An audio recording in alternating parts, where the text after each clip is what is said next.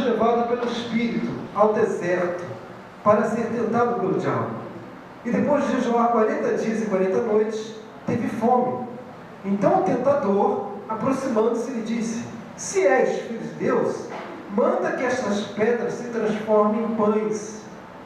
Jesus, porém, respondeu: está escrito, não só de pão viverá o homem, mas de toda palavra que procede da boca de Deus. Então o diabo levou a cidade santa, colocou sobre o pináculo do templo.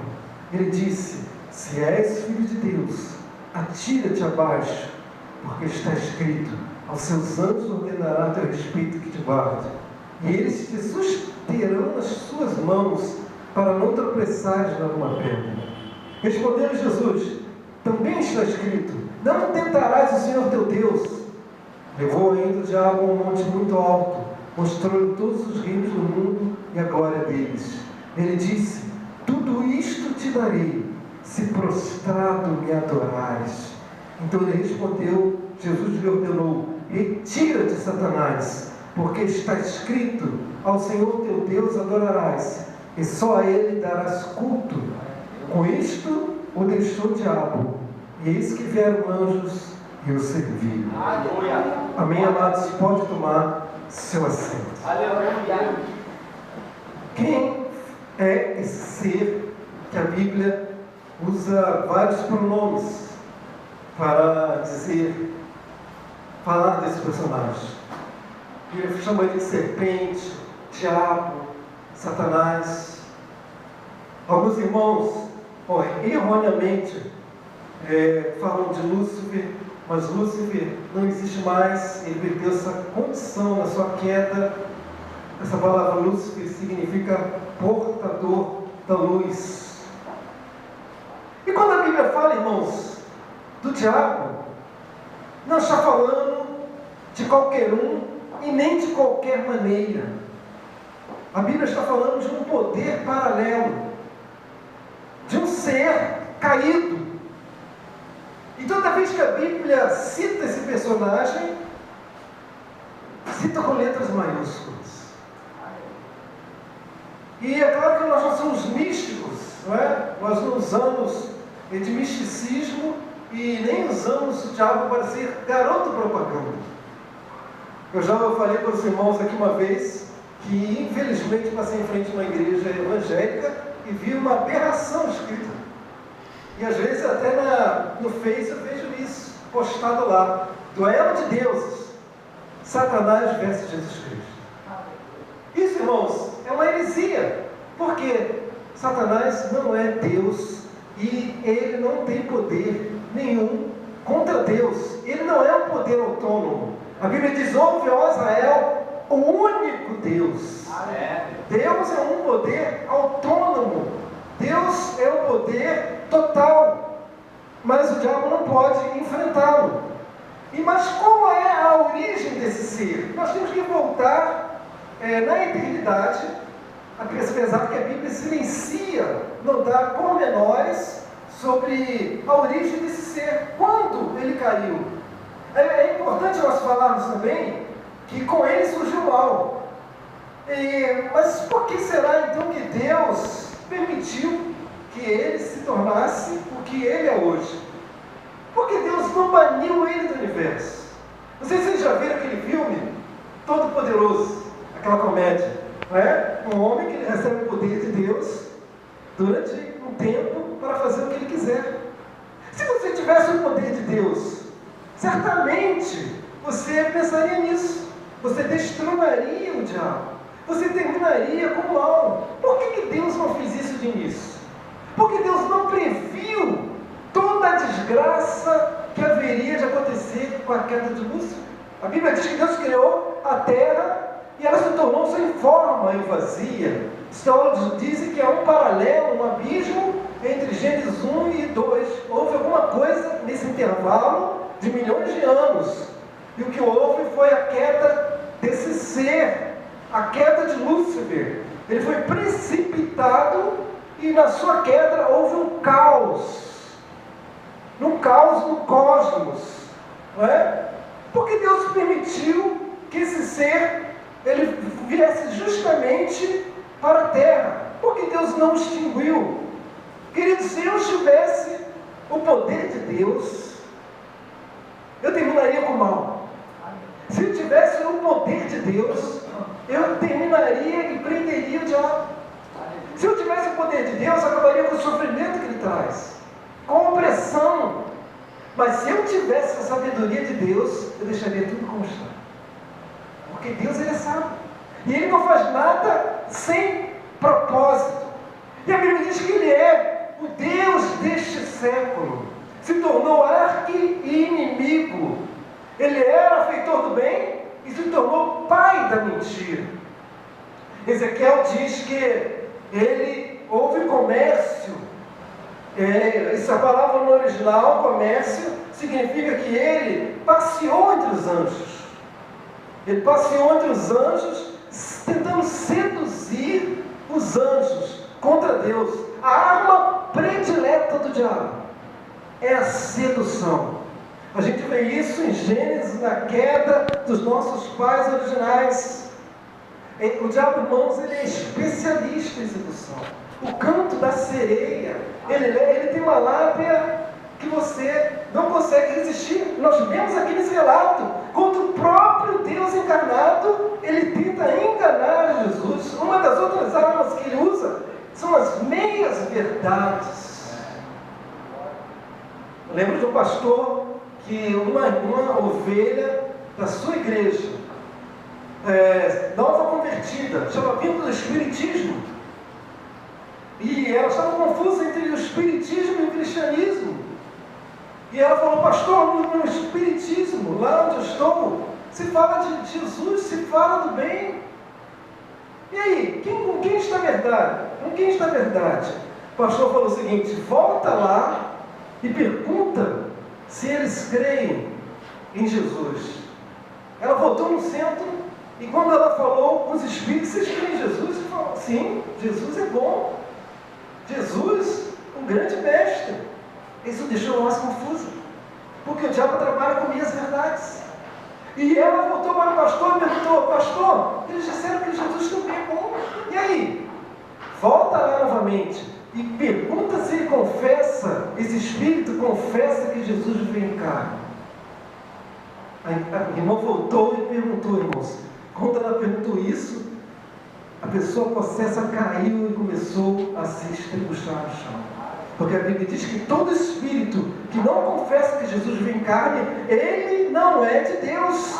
Então o diabo, ele se descaracterizou. Ele foi criado no mesmo nível de justiça, bondade e santidade que os outros anjos. Mas a Bíblia diz que eles não guardaram o seu domicílio, o seu principado. Daí Lúcifer, em Isaías, dizer que ele subiria as mais altas estrelas do céu, até o trono de Deus. Ou seja, Lúcifer e esses anjos, ele não estavam no mesmo plano que Deus. Ele estava em um lugar abaixo, que os teólogos dizem que o Éden mineral, ou o Éden prístino. Ele andava sobre as pedras afogueadas, as pedras minerais. Ele estava no Éden mineral, e ele tentou no seu coração, devido à sua formosura e grandeza, subir contra Deus.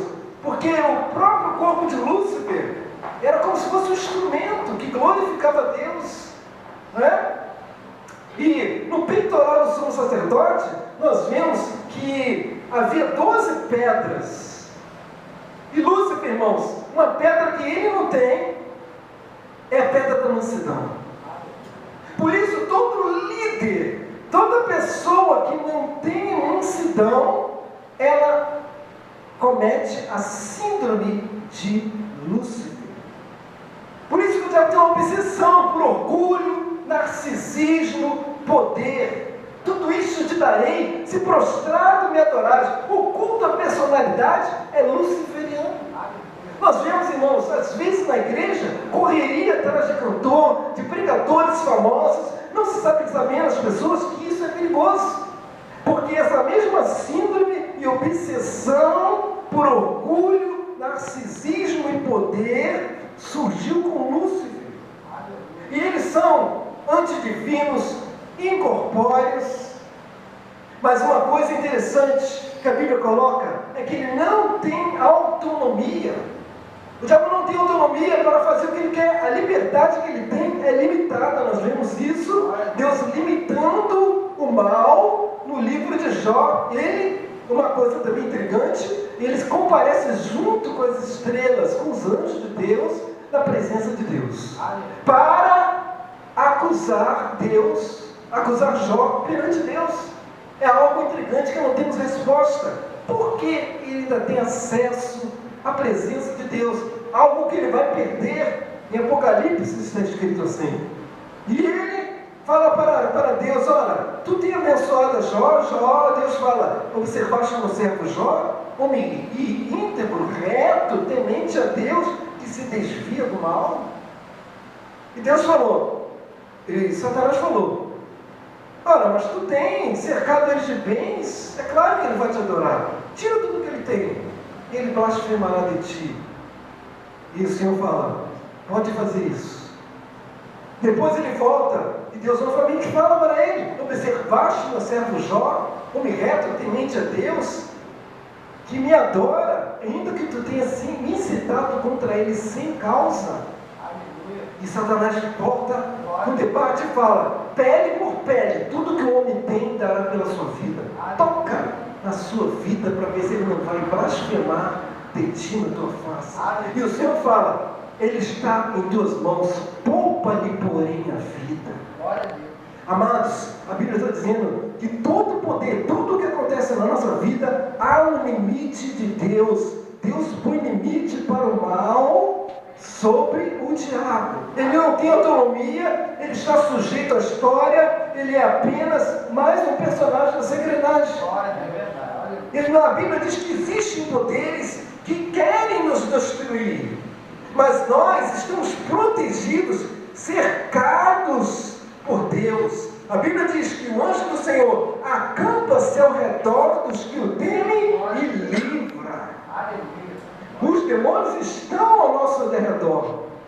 O diabo anda ao nosso derredor, mas os anjos do Senhor estão ao redor. Está perto de nós. Somos protegidos intensamente. E o diabo, irmãos, nós sabemos, pelo relato bíblico, que ele odeia a humanidade. Ele odeia os servos de Deus. Há uma frustração nele. E conforme nós olhamos, irmãos, o clímax da história, o mal se avolumando, a história chegando ao fim, nós vemos uma atuação maior do mal. Ontem mesmo, já falando com a Luciana, eu estava dentro do ônibus, irmãos, entrou um bando de jovens, invadiram o ônibus, pularam pela roleta, entraram pela porta. Falei: vai ter assalto, pronto. Primeira coisa que eu pensei: por quê? Porque está havendo uma ação do mal, uma aceleração do mal em nossos dias. Você olha o Novo Testamento, é muito difícil você ver a Bíblia falando do diabo. Agora, quando você vai vir a página e vir o Novo Testamento, é uma atuação maior que vai crescer com o fim. E isso, irmãos, todas essas coisas que estamos presenciados em escala mundial, esse fenômeno só pode ser explicado espiritualmente. Existe uma mente espiritual que quer destruir a humanidade. Existe uma mente que maquina mal 24 horas por dia. Satanás sempre planeja nos paralisar. Ele quer impedir que nós desenvolvamos a nossa salvação. Ele quer impedir nosso crescimento emocional, espiritual. Ele planeja contra a sua família. Ele quer derrubar a família, destruir casamentos. Ele toca no corpo físico de muitas pessoas. Ele quer executar seus planos contra nós. Ele quer desviar sua atenção de Deus. Quando você não deseja mais ler a Bíblia, ele enfraquece suas forças. Quando você não quer mais orar, quando você não quer mais buscar a Deus, você não tem forças para vencê-lo. Você já viu como uma jiboia, ela pega uma presa, uma sucuri, quando ela pega uma presa, ela vai esmigalhando, ela vai se contorcendo aos poucos até quebrar aquele animal. A mesma coisa o diabo, irmãos, ele nos enfraquece aos poucos. Ele vai aos poucos atentando contra nós. A Bíblia diz que com isto o deixou o diabo por um tempo. Por um tempo ele se afastou de Jesus, mas durante o ministério de Jesus ele intensamente continuou se levantando. Por que tantos processos no ministério de Jesus? Porque essa explicação era uma oposição do diabo, do inferno, contra o ministério de Jesus. Estamos vendo a mesma coisa em nossos dias, um aumento da atividade satânica em escala mundial, porque o diabo, irmãos, ele sabe que os seus dias estão contados, ele sabe que nós estamos no tempo do fim. Aliás, ele é o maior teólogo que nós conhecemos. Ele conhece a Bíblia como ninguém. Ele citou a palavra para o Senhor de maneira distorcida, mas citou, e essa é uma coisa preocupante, porque ele conhece a palavra, ele conhece a história, ele conhece. Quando ele apareceu para Deus, Deus perguntou: de onde vem Satanás? De rodear a terra e passear por ela. Desculpa, pastor Rodrigo, o que eu vou falar, mas o diabo, ele é um psicólogo milenar. Há milênios que ele está observando, ele fica observando qual é a sua fraqueza, qual é o seu calcanhar de Aquiles, qual é a fraqueza de cada um de nós, porque a Bíblia diz que ele vem de passear e rodear a terra, ele vem observando o homem há milênios. É interessante, porque espiritualmente o diabo, ele não se senta, ele só anda, porque sentar na Bíblia é governo, e nós, irmãos, estamos sentados nas regiões celestiais, acima de todo poder, principado e potestade. Aleluia. A Bíblia não manda temer o diabo, mas resisti-los. Há crentes que veem o diabo como um gigante, sem ser acuados. Uma coisa, dois erros graves na batalha espiritual. Um é você subestimar o diabo. A outra é você ignorá-lo. Todas as duas são perigosas. Há crentes que veem o diabo como um gigante. Não superestimam o inimigo como se fosse algo, irmãos. Mas a Bíblia diz que nós não recebemos o espírito de temor. Eis aí vos dei autoridade para pisar serpentes e escorpiões e toda a força do inimigo, e nada vos fará dano algum. Nós estamos debaixo da promessa de proteção do Senhor. O diabo não é uma ameaça para você, querido. Você é uma ameaça para ele. Sabe por quê? Porque ele caiu com a terça parte dos anjos. São finitos. Terça parte, a grande maioria dos anjos, chamados anjos eleitos, ficaram na presença do Senhor. E nós, como igreja, estamos crescendo. O número de demônios, de espíritos malignos, são o mesmo desde a criação, mas o número de salvos está crescendo a cada dia. A igreja, a cada dia, é uma ameaça maior para o reino das trevas. Jesus não disse que as portas da igreja prevaleceriam contra o inferno. Ele não falou isso. Ele falou que as portas do inferno não prevaleceriam contra a igreja. O que é porta? Porta é lugar de defesa. Irmãos, eu fico preocupado quando vejo a igreja na defensiva, a igreja esperando o inimigo. Quando a Bíblia diz que a igreja, o diabo ele não vai poder resistir contra a igreja. O número de demônios é o mesmo, o de salvos se multiplicar. A igreja está na posição de milícia, de guerra. A primeira coisa que Jesus fez quando ele chegou no céu, se assentou. O Senhor falou para ele: assenta-te, meu filho, à minha direita, até que eu ponha teus inimigos debaixo dos seus pés. Quem é o pé da igreja? Os pés da igreja somos nós, irmãos. São a igreja do Senhor, porque o Senhor é a cabeça e nós somos o corpo. E o Deus de paz esmagará em breve a Satanás debaixo dos nossos pés. Aleluia! Glória a Deus! Jesus recebeu toda a autoridade. Jesus, quando ressuscitou, ele disse: é-me dado toda a autoridade e poder. Então não sobrou nenhuma autoridade e poder para o diabo. Como ele tem então, irmãos? É transferido às vezes. Muitas vezes é transferido. Já contei a experiência de um pastor, amigo meu, que foi expulsar o demônio, e o demônio falou para ele na cara dele: ó, eu vou te matar agora, eu vou te matar. E esse pastor, amigo meu, Deus deu na hora uma revelação para ele, falou: mata agora, então, me mata agora. E é isso, irmãos, que o diabo não gosta, da nossa ousadia. Quando nós encolhemos, ele se torna um Deus. Mas quando nós assumimos a nossa posição, e o demônio falou para ele: eu vou te matar, mata agora então. E ele falou: tira Jesus da frente. Glória a Deus, aleluia. Tira Jesus da frente. Jesus está na tua frente, irmãos, à tua direita. Você está debaixo da sombra do Altíssimo. Você está debaixo da cobertura do Senhor. Glória a Deus, aleluia. Glória a Deus. A igreja está em posição de autoridade. Andamos na terra para nos assentar nos céus, assentada nas regiões celestiais. Glória a Deus. A trajetória do diabo, como é? A trajetória dele. Jesus disse: eu via Satanás cair do céu como ar. Aleluia. Glória a Deus. Irmãos, nós temos que assumir a nossa posição como igreja. Fico preocupado, porque a igreja hoje está fazendo tantas coisas, está se esquecendo que está em uma guerra. O diabo, estamos numa guerra pessoal, e estamos numa guerra com o corpo de Cristo. Por isso, quando você fica desapercebido, a Bíblia diz que ele vem como o laço do passarinheiro.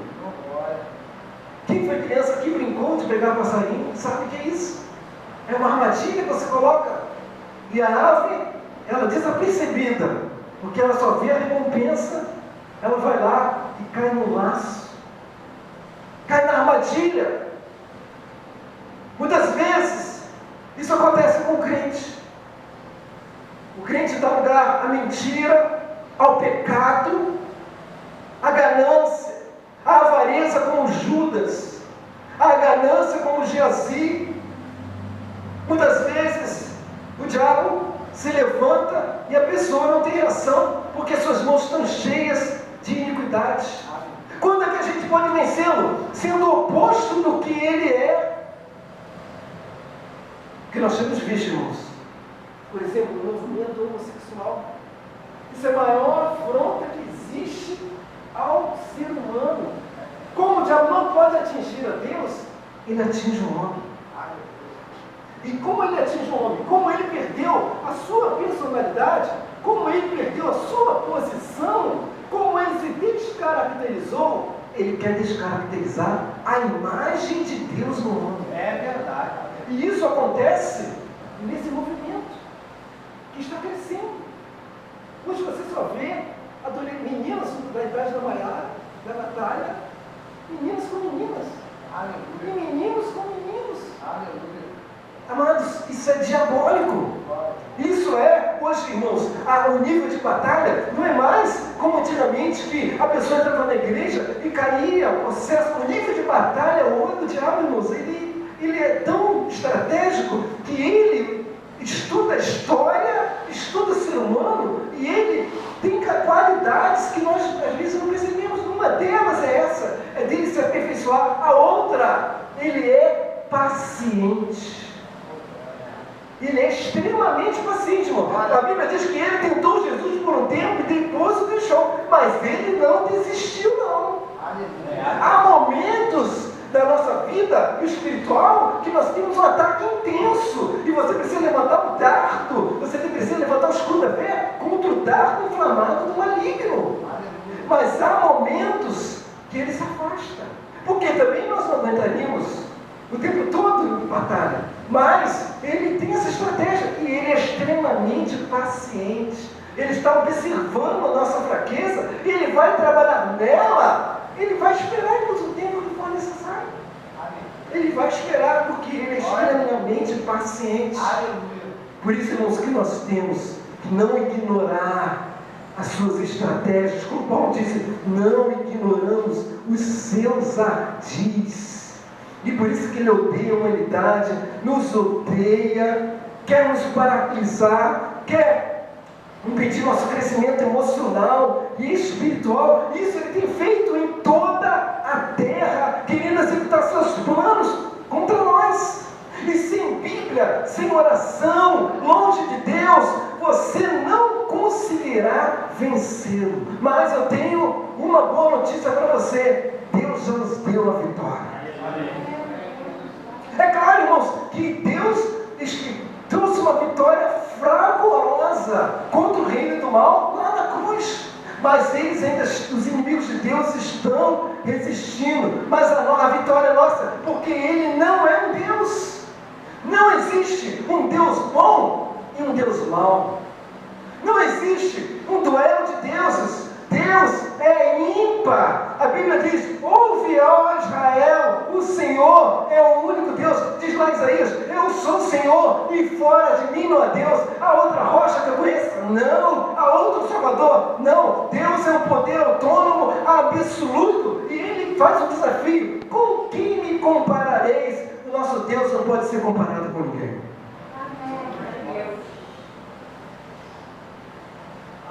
Não há nenhuma investida, irmãos, do diabo que será maior do que meu poder de vencer. A Bíblia diz: não veio sobre vós tentação que não seja humana.